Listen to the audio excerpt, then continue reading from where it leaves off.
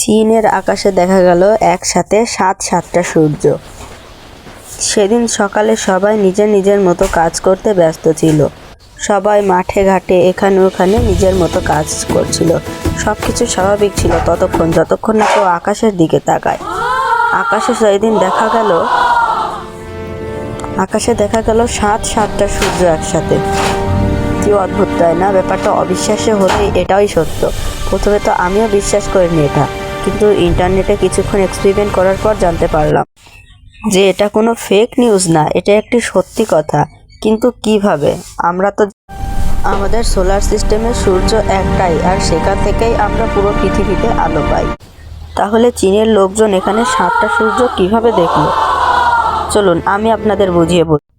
আসলে আমাদের পৃথিবীর বায়ুমণ্ডলে অনেকগুলো স্তর আছে, যেমন দেখতেই পাচ্ছেন আপনারা।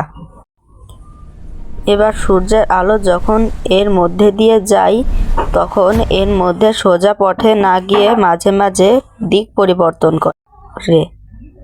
সেই জন্য আমরা মাঝে মাঝে এরকম সূর্যের প্রতিফলন দেখতে। আপনাদের একটা সহজ ধারণা দিয়ে বোঝাচ্ছি। যখন আমরা আয়নার সামনে দাঁড়াই, দুই পাশে দুটো আয়না রাখলে দুই পাশে দুটো আয়নায় দুটো প্রতিচ্ছবি দেখা যায় আমাদের। সূর্যের সাথেও একই কাহিনী হয়েছে। এখানে সূর্য একটাই, সাতটা না। কারণ সাতটা সূর্য হলে আমাদের পৃথিবী তাপেই ধ্বংস হয়ে যেত। হয়তো আপনার সাথে আর কখনো দেখা নাও হতে পারে। ভিডিওটি বানাতে আমাকে অনেক খাটতে হয়েছে, তাই সাবস্ক্রাইব না করলেও একটা লাইক করে দেবেন।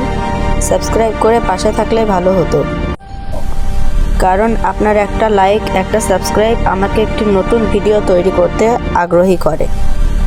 আজ এই পর্যন্তই। ভালো থাকবেন সবাই। দেখা হবে আর একটি নতুন ভিডিওয়।